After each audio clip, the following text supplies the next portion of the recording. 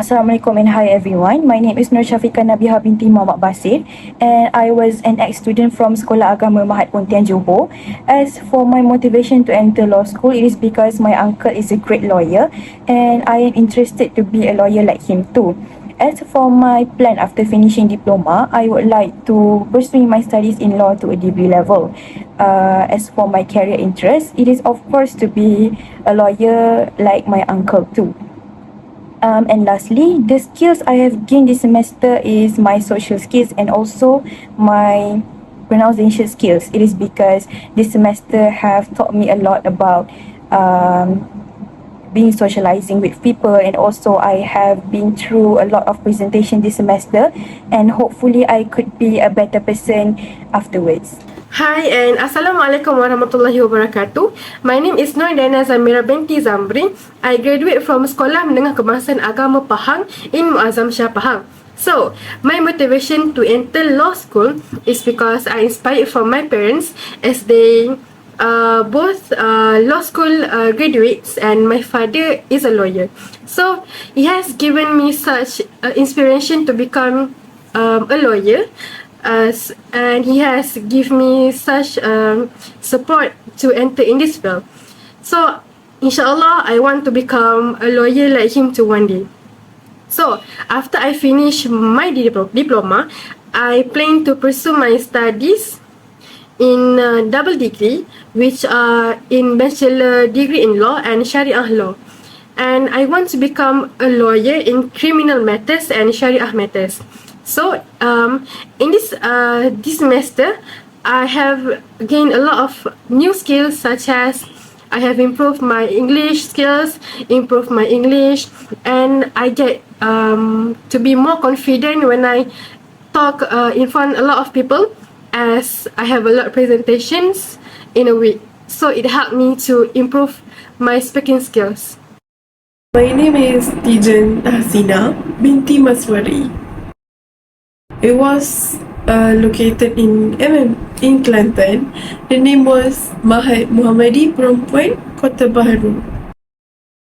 Well, for mine, I was not really have any motivation since it was my second option. However, during how I made until this sem, I somehow take a little bit interest slowly, and might be possibly that I actually love law, because I love how the rules that keep people intact with doing some not doing some things that not outside of the law. And for me, it's actually really good. Probably I want to pursue the next one, which is degree in law, or maybe probably I will keep achieving higher until I get what I want. Probably it was art. I love how I start to think quite fast, and how I think about possibility of everything. Like when madam give the question, I was like, oh, probably this is the answer, or maybe or not, maybe not like that, probably like that. Assalamualaikum and hi. My name is Nur Ilia Farzana binti Syaidan and I graduated from SMK Kampung Pasir Putih Perak. My motivation to enter law school is because I want to help the other in this field. Also, pursuing in law will provide me a good career. My plan after diploma is to work for several months and continue in degree law. My career interest so far is to be a paralegal. The skill that I have gained so far is listening skill, also clear communication skill. I able to understand and express what I'm going to say clearly. Assalamualaikum warahmatullahi wabarakatuh. My name is Ahmad Rahman Hakim bin Razalan. My matric ID number 075800. My previous school is at Sekolah Menengah Seri Alami Bangi in Bangi, Selangor. My motivation to enter into law school is because I always watch lots of people became lawyer. So that's what inspired me to enter into law school. My plan after finish diploma is I want to continue my education in degree. I like to be a lawyer. Skill that I gain in this semester is my communication skills is much better than before. In today's digital age, the evolution of online transactions has not only reshaped consumer behavior but also posed new legal challenges that demand clarity and regulation. Online transaction refer to the buying and selling of goods and services conducted over the internet or through electronic means. Okay. Nowadays in Malaysia, with the rapid growth of e-commerce, platforms like Lazada, Shopee, TikTok and others local businesses are expanding online. There is a crucial need for robust legal frameworks to ensure the integrity and security of these transactions. The purpose of this discussion is to explore how Malaysian law addresses online transactions, examining key legislations, regulatory measures and consumer protections are essential to fostering a trustworthy digital marketplace. Next, we're going to discuss about online transaction in Islamic law. So, how do online transactions align with Islamic law, ensuring both legality and compliance? Okay, online transactions conducted via digital platforms have reshaped the business landscape worldwide. So, in Islamic law, transactions must adhere to Sharia principles which emphasize fairness, transparency and ethical conduct. So, we will discuss and explore about the principles of Islamic law governing online transactions, and we will focusing on key prohibitions such as riba, which is interest, gara, called as uncertainty, and the promotion of halal permissible transactions. It will also examine common Islamic financial structures used in online commerce to ensure compliance with religious obligations. There are many facts of the issue for online employment contract under Malaysian law. For example, essential element of a contract. As we know, if we want to do a contract, we need to have some elements so that the contract will be enforceable. So the thing was offer and acceptance, intention to create legal relations, consideration, capacity, free consent and legality of object. And in online employment contract also need communication of offer and acceptance. The communication can communicate through email, which is electronically. The next one, performance and enforceability. Both parties must perform their obligations as specified in the contract, or it might be result in legal action for breach of contract. Certainty and possibility of performance. Terms of the contract must be clear and certain so that the performance will not affect the contract. As for the electronic signatures, it is recognized under the Digital Signature Act 1997 if properly certified. The last one was evidence and record keeping. As you know, online contract must be stored in a manner that ensure that can be retrieved and present as evidence if needed, so that there won't be any scams. As you can see, are the statistics. As for the blue line, it was number of scam cases, and as the red line was losses in million RM. So it was increased in the number of scam cases from 2020 until 2022. As for the 2023, there were 34,497 reported scam cases. The first quarter of the 2024, there was 7,651 reported cases. And as for the losses in million RM, it was determined that it was increased from 2020 until 2022. However, in 2023, the reported losses were RM 1.22 billion. And as for the quarter of 2024, the reported losses amount to RM 332 million. Online contract basically means an agreement made over the internet that creates a mutual obligation between two parties. One of the examples that I'm gonna give is register ibadah korban through online. The way it works is start with a registration of participant. It can be made by complete the registration details. For the second step is elect the representative to slaughter the cattle. Next, you can choose online payment to pay. And lastly, you will get receipt either through your SMS or email. As stated in Hadith Al-Majmu' Shah Al-Muhasa, where the scholars give an explanation about the concept of online contract, which is there's a bit different from what have been stated by the Prophet SAW.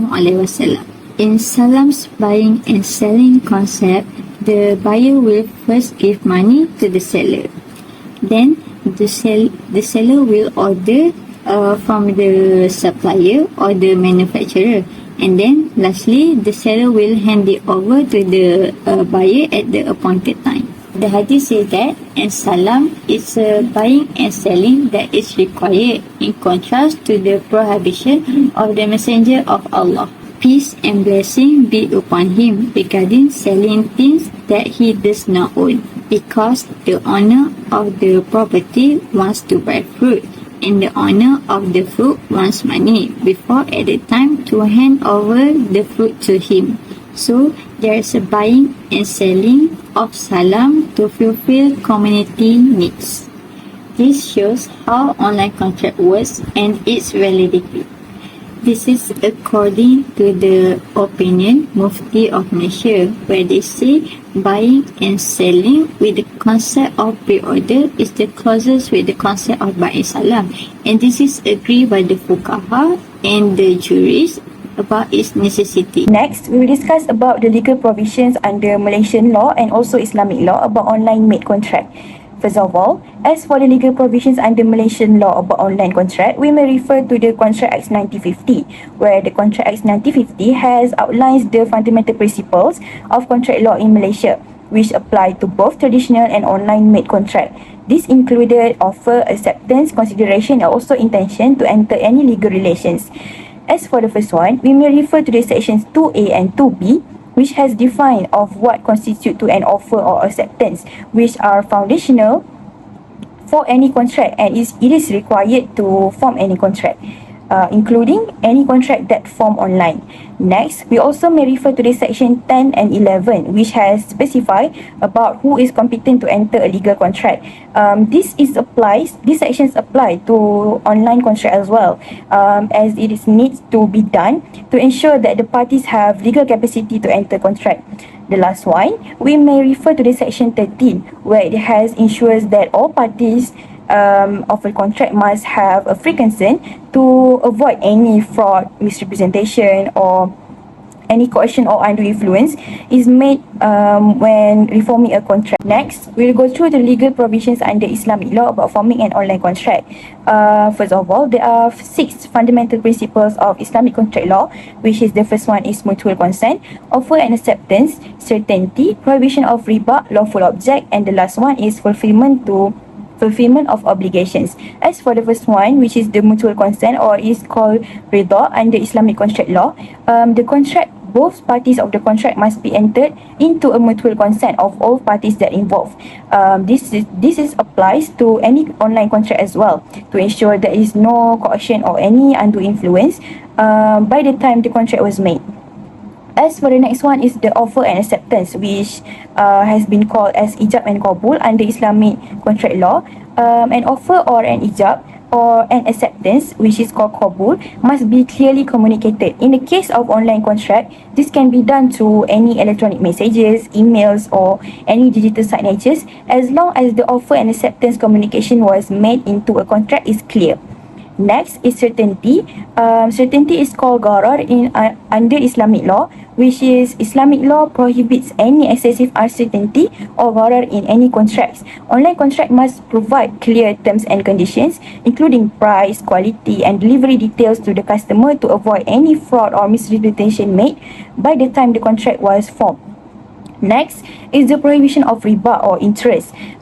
Any contract that involves any payment of receipt that has interest or any elements of riba is strictly prohibited in Islamic law. Online contract, especially financial transactions that has any element of riba or interest, must ensure compliance with this principle. And the next one is lawful object, which is halal. The subject matter of the contract or the object must be lawful, which is halal. This means Islamic law take a very important step that the goods or service that being traded must be permissible under Islamic law. And the last one is fulfillment of obligations, which is the parties to a contract must fulfill their contractual obligations, which include any delivery dates or goods and service that the payment has agreed on upon the both parties. That's all from me. Thank you. One of the things that use online transaction is buy and sell online.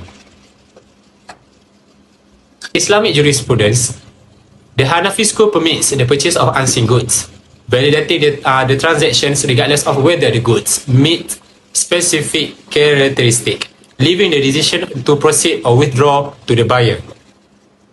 Contrastingly, the Maliki school allow the sale of the unseen goods but mandates the disclosure of properties unless otherwise specified, and insists on physical inspection if the goods exist to ensure accuracy, aspect where harm may result from opening them. Online commerce has significantly increased sales and reduced costs, enabling direct consumer interaction despite the absence of specific legal frameworks adheres to foundational Islamic principles governing transaction. Thus, ensuring adherence to these principles guarantees clarity and prevents from confusion among the public, ensuring that e-commerce align with Shariah's laws, requirements for the welfare of society while respecting established trade system. In the case of Sawan Singh, an aircraft maintenance engineer at Malaysian Airline System known as MAS, appealed his conviction under Section 420 of the Penal Code for cheating. The appellant had convinced the respondent, an 18 years old, that he could secure job opportunities at MAS through a fictitious family package arrangement. This arrangement purposely allowed Singh to recruit individuals for jobs in exchange for payments. Singh misled the respondent and his friends who were interested in MAS jobs by claiming they need to pay 3,000 ringgit for examination papers and 2,000 ringgit for interview sessions. The respondent, believing Singh's promise due to his alleged insider knowledge, deposit 3,000 ringgit into Singh's bank account as instructed by Singh. Despite numerous attempts to follow up, the respondent neither received the promised jobs nor a refund. During the trial, witnesses from MAS confirmed that there was no such family package, exposing Singh's claims as false.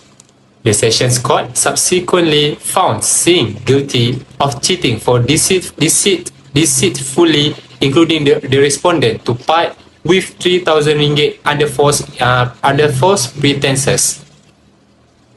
In his appeal, Singh argued that the respondent's payment was voluntary and likened it to a bribe, asserting that no deception has occurred. He also attempted to discredit respondent's testimony, suggesting the respondent was an accomplice and questioning its reliability without corroboration. That's all. In the end, the court upheld that Singh's conviction for cheating under Section 420 of the Penal Code, citing substantial evidence of deception, while the court upheld that most of the trial court's finding adjustments were made to the sentencing aspects of the case. This case underscores the seriousness with which the courts address cases of fraud and deception, particularly when individuals exploit others' aspirations for personal gain through false promises and misleading claims. To conclude, online employment contracts are legally recognized and enforceable under Malaysian law, specifically under the Contract Act 1950. To ensure validity and enforceability, this contract must include the essential elements of offer and acceptance, intention to create legal relations, consideration, capacity, free consent, and legality of object. Additionally, electronic communication, signatures, and proper record keeping are important. By adhering to these requirements and including clear terms for performance and dispute resolution, online employment contracts can effectively binding legal agreements in Malaysia.